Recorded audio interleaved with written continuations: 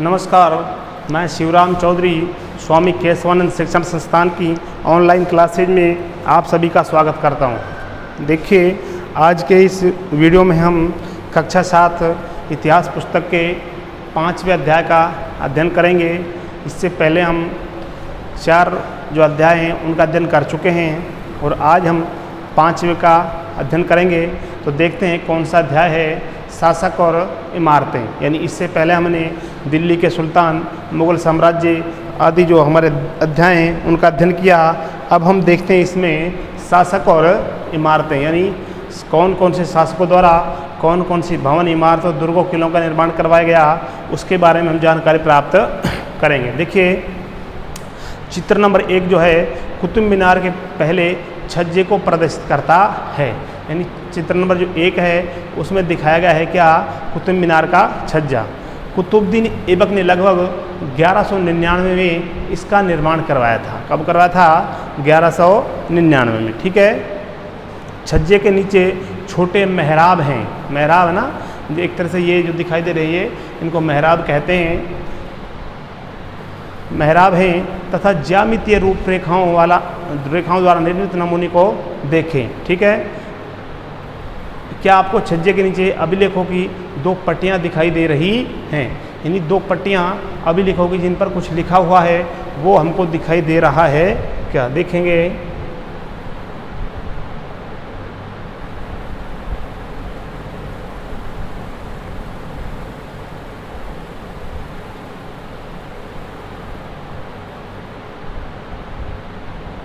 यानी जो पट्टियाँ हैं ये देखिए, यहाँ पर ये जो हमको दिखाई दे रही हैं, है ना, अभिलेख। ये पट्टी यानी इन पर कुछ लिखा हुआ है। ठीक है। ये अभिलेख अरबी में है। अरबी यानी अरबी भाषा। गौर करें कि मीनार का बाहरी हिस्सा घुमावदार तथा कोणीय है। एक तरह से घुमाव उसमें दिया हुआ है और कोण के आकार का है। ऐसी सतह पर अभिलेख लिखने के लिए काफ़ी परिशुद्धता की आवश्यकता होती थी। यानी एक तरह से घुमावदार है, घुमाव उसमें है, और ऐसी जगह पर जब कोई एक तरह से अभिलेख लिखा जाता है तो उसमें बहुत शुद्धता की आवश्यकता होती है। ठीक है। सर्वाधिक योग्य कारीगर ही इस कार्य को संपन्न कर सकते हैं। यानी ये जो कार्य है अभिलेख का, इस घुमावदार पट्टी पर, तो ये जो बहुत अधिक जो होशियार जो कारीगर होता है, योग्य कारीगर होता है, वही इस कार्य को कर सकता है। याद रखें कि 800 वर्ष पूर्व केवल कुछ ही इमारतें पत्थर या ईंटों की बनी होती थी। यानी बहुत कम जो इमारतें थी उस समय ईंटों और पत्थरों के द्वारा बनाई जाती थी। 13वीं शताब्दी में कुतुब मीनार जैसी इमारत का देखने वालों पर क्या प्रभाव पड़ा होगा? उनको एक तरह से देखने वालों को अचंभित इसने किया होगा। ठीक है। 18वीं और 8वीं और 18वीं शताब्दियों के बीच राजाओं तथा उनके अधिकारियों ने 2 तरह की इमारतों का निर्माण किया।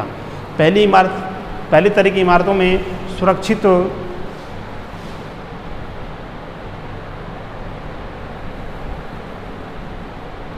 सुरक्षित तथा संरक्षित था तथा दूसरी दुनिया में आराम विराम की भव्य जगह, किले, महल तथा मकबरे थे। दूसरी श्रेणी में मंदिर, मस्जिद, हौज, कुएं, सराय तथा बाजार जैसी जनता के उपयोग की इमारतें थी। यानी 2 श्रेणी जो थी, एक तरह से 2 भागों में उसको एक तरह से बनाया गया। देखिए, दूसरी जो श्रेणी थी, पहली श्रेणी में देखिए क्या है, दूसरी दुनिया में आराम विराम की भव्य जगह, किले, महल, मकबरे थे।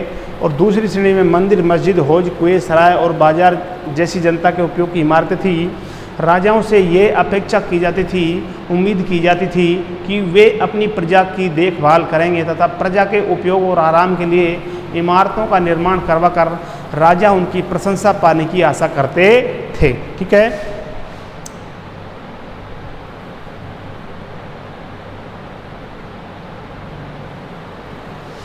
इस तरह के निर्माण कार्य व्यापारियों सहित अन्य व्यक्तियों के द्वारा भी किए जाते थे। यानी राजाओं के अलावा जो इस तरह के जो निर्माण हैं, है ना, वो किसके द्वारा किए जाते थे? व्यापारियों और अन्य व्यक्तियों के द्वारा भी। वे मंदिरों, मस्जिदों और कुओं का निर्माण करवाते थे, परंतु घरेलू स्थापत्य व्यापारियों की विशाल हवेलियों के अवशेष 18वीं शताब्दी से ही मिलने शुरू होते हैं। यानी व्यापारियों के द्वारा जिन विशाल हवेलियों का निर्माण करवाया गया वे कब मिलते हैं? 18वीं शताब्दी में। ठीक है। अब देखिए अभियांत्रिकी कौशल तथा निर्माण कार्य, ये है हमारा क्या है अगला बिंदु। तो हम एक बार इधर देख लेते हैं। देखिए यहाँ पर साइड में कुछ लिखा हुआ है, ये देखिए कुतुब मीनार 5 मंजिल इमारत है। अभिलेखों की पट्टियाँ इसके पहले छज्जे के नीचे हैं। इस इमारत की पहली मंजिल का निर्माण कुतुबुद्दीन ऐबक तथा शेष मंजिलों का निर्माण 1229 के आसपास इल्तुतमिश द्वारा करवाया गया। कई वर्षों में यह इमारत आंधी तूफान तथा भूकंप की वजह से क्षतिग्रस्त हो गई थी। अलाउद्दीन खिलजी, मोहम्मद तुगलक, फिरोज शाह तुगलक तथा इब्राहिम लोदी ने इसकी मरम्मत करवाई। यानी ये एक तरह से कुतुब मीनार के बारे में जानकारी हमको दी गई है। 5 मंजिला भवन है ना। आगे देखिए आगरे के किले का निर्माण में लगा श्रम, यानी आगरे के किले का निर्माण जब किया गया तो उसमें कितनी मेहनत या श्रम लगा था। देखिए अकबर द्वारा निर्मित आगरा किले के निर्माण हेतु 2000 पत्थर काटने वालों ने, 2000 सीमेंट व चूना बनाने वालों तथा 8000 मजदूरों की आवश्यकता पड़ी। एक तरह से इतने मजदूर वहाँ पर लगाए गए थे। आगे देखते हैं अभियांत्रिकी कौशल तथा निर्माण कार्य। स्मारकों से हमें उनके निर्माण में प्रयुक्त शिल्प विज्ञान का पता चलता है, यानी किस तरह से उनमें एक तरह से कलाकारी की गई, शिल्प उसमें विज्ञान को किस तरह एक माध्यम बनाया गया उसका पता हमको इनमें लगता है स्मारकों में। ठीक है। छत का ही उदाहरण ले लीजिए। हम 4 दीवारों के आर पार लकड़ी की सहतीरों अथवा एक पत्थर की पट्टियाँ रखकर छत बनाते हैं, है ना। लेकिन यह कार्य उस समय बहुत कठिन हो जाता है जब हम एक विस्तृत अधिरचना वाले भवन कक्ष का निर्माण करना चाहते हैं। इसके लिए अधिक परिष्कृत कौशल की जरूरत होती है। यानी बहुत होशियारी से एक तरह से जो बहुत कुशल कारीगर होते हैं वो इस कार्य को कर पाते हैं। अधिरचना देखिए भूतल से ऊपर किसी भी भवन का भाग, यानी जमीन से ऊपर भवन का किसी भी जो भाग होता है उसको क्या कहते हैं? अधिरचना। ठीक है। देखिए इसमें 7वीं और 10वीं शताब्दी के मध्य वास्तुकार जो थे एक तरह से, जिनको हम एक तरह से नक्शा वगैरह जो बनाते हैं उसको क्या कहते हैं? वास्तुकार। और एक होता है शिल्पकार। ठीक है। भवनों में और अधिक कमरे, दरवाजे और खिड़कियां बनाने लगे। छत, दरवाजे और खिड़कियां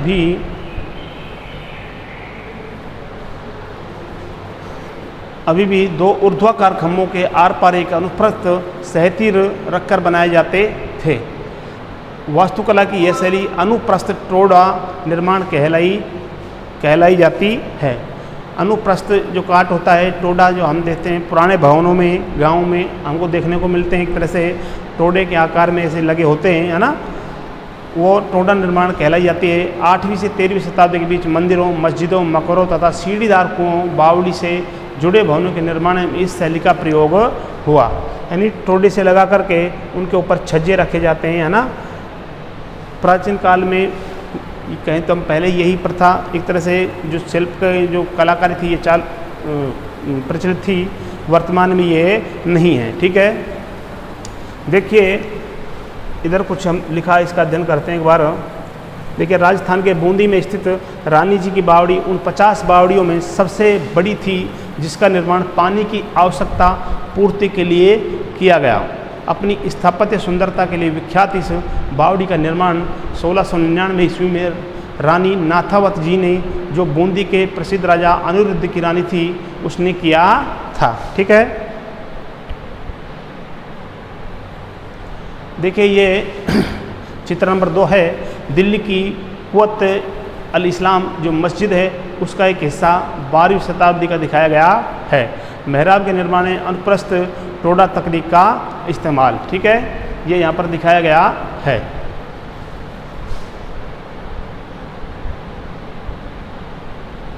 ग्यारहवीं शताब्दी के प्रारंभ में मंदिर निर्माण, यानी उस समय मंदिरों का निर्माण एक तरह से किस प्रकार किया जाता था, इसको हम देखते हैं। चित्र देखिए नंबर 3 के शिव की स्तुति में बनाए गए कांदरिया महादेव मंदिर का निर्माण चंदेल राजवंश के राजा धंगदेव द्वारा 999 ईस्वी में किया गया।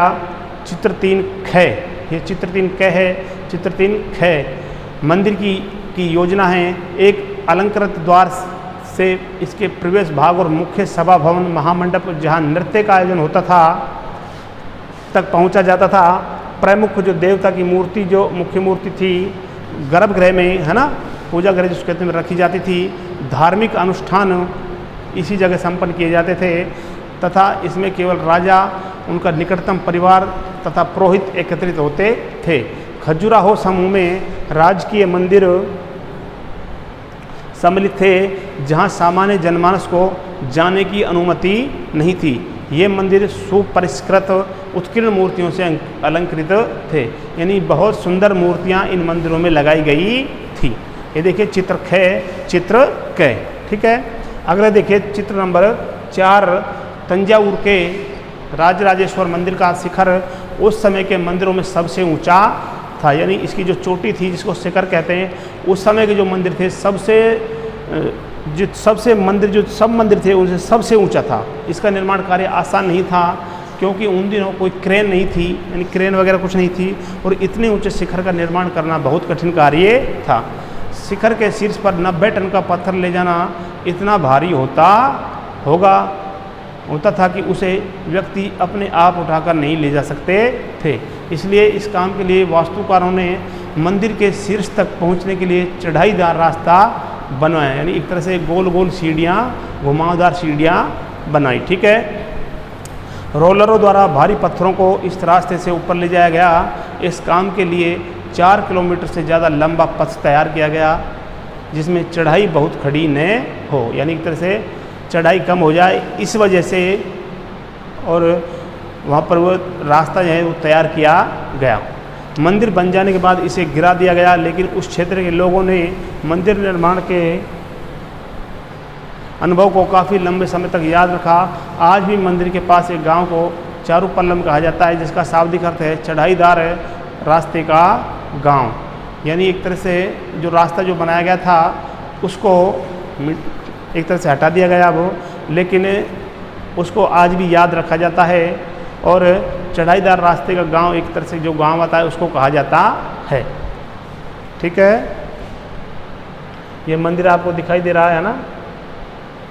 आगे देखिए 12वीं शताब्दी में 2 प्रौद्योगिकी एवं शैली संबंधी परिवर्तन हमको दिखाई दिए। शैली में जैसे नागर शैली है, द्रविड़ शैली है, बैसर शैली है, ये इसमें हमको परिवर्तन दिखाई पड़ने लगे।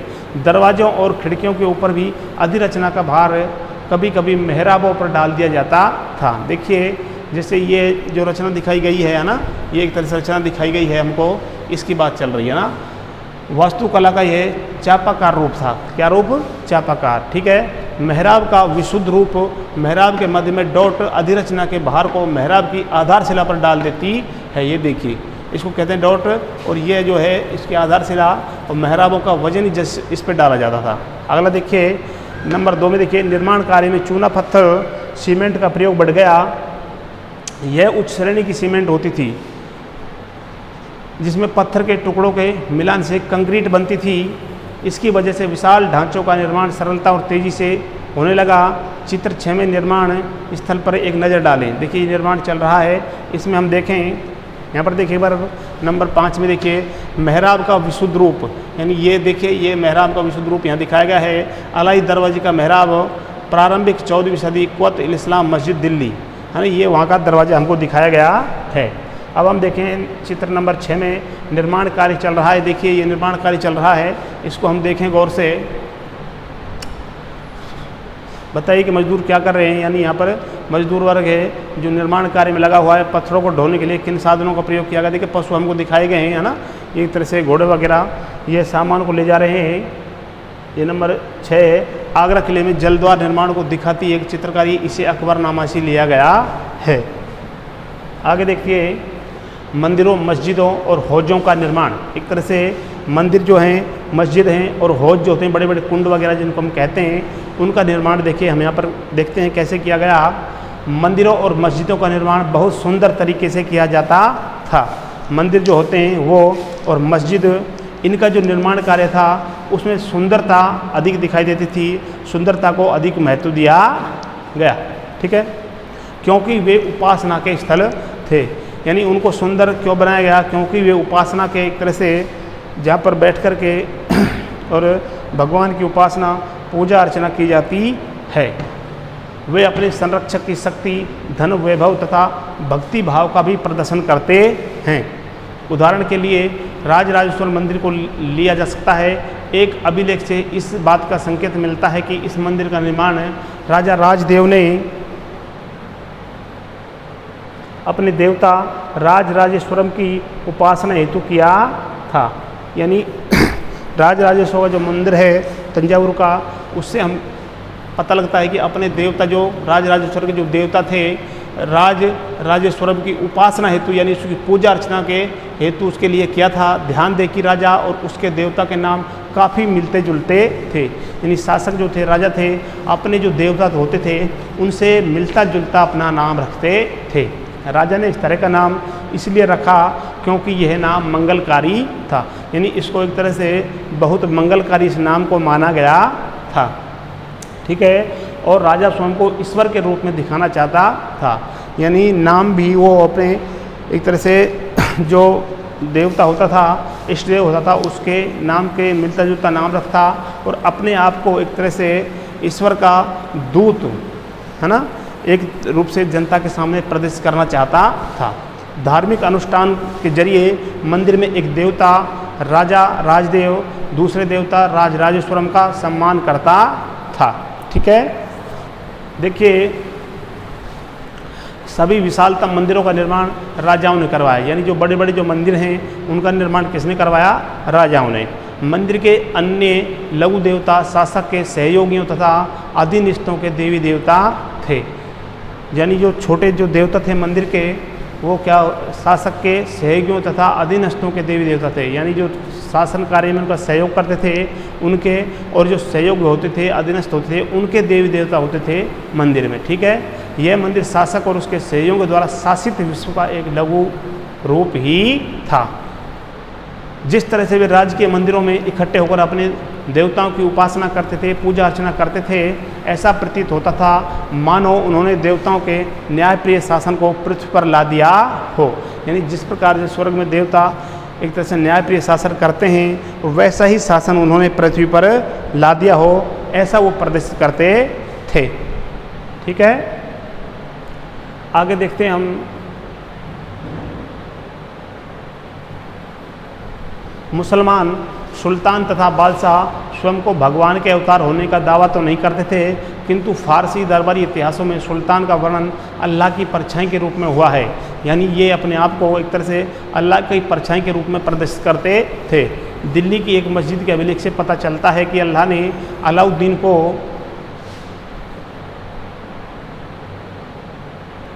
शासक इसलिए चुना था क्योंकि उसमें अतीत के महान विधिकर्ताओं मूसा और सुलेमान की विशेषताएं मौजूद थी। यानी एक तरह से इसको शासक क्यों चुना गया, ऐसा बताया जाता है कि इसमें जो महान विधिकर्ता थे, नियमों का निर्माण करने वाले मूसा और सुलेमान, है ना, एक तरह से जो मुस्लिम धर्म में महान व्यक्ति हुए हैं, उनकी विशेषताएं यानी उनकी जो एक तरह से खूबियाँ थी वो इनमें मौजूद थी, है ना। सबसे महान विधिकर्ता और वास्तुकार अल्लाह स्वयं था। उसने अव्यवस्था को दूर करके विश्व का सृजन किया था तथा एक व्यवस्था और संतुलन कायम किया। ठीक है। आगे देखिए, सत्ता में आने पर प्रत्येक राजवंश के राजा ने शासक होने के अपने नैतिक अधिकार पर जोर डाला। यानी शासक जब बन गया तो उसका जो नैतिक जो अधिकार था, एक तरह से नीति का जो अधिकार था, उस पर जोर डाला। ठीक है। उपासना के स्थानों के निर्माण ने शासकों को ईश्वर के साथ अपने घनिष्ठ संबंध की उद्घोषणा करने का मौका दिया। यानी एक तरह से उन्होंने अपना संबंध ईश्वर के साथ स्थापित किया। ऐसी उद्घोषणा तेजी से बदलती राजनीति के संदर्भ में महत्व ग्रहण कर लेती थी। यानी उनको एक तरह से मान लिया जाता था, उनका बहुत अधिक महत्व होता था। शासकों ने विद्वान तथा धर्मनिष्ठ व्यक्तियों को भी आश्रय प्रदान किया। यानी अपने राज दरबार में जो धार्मिक जो व्यक्ति होते थे उनको और विद्वानों को आश्रय दिया। अपनी राजधानियों तथा नगरों को महत्वपूर्ण सांस्कृतिक केंद्रों के रूप में परिवर्तित करने का प्रयास किया।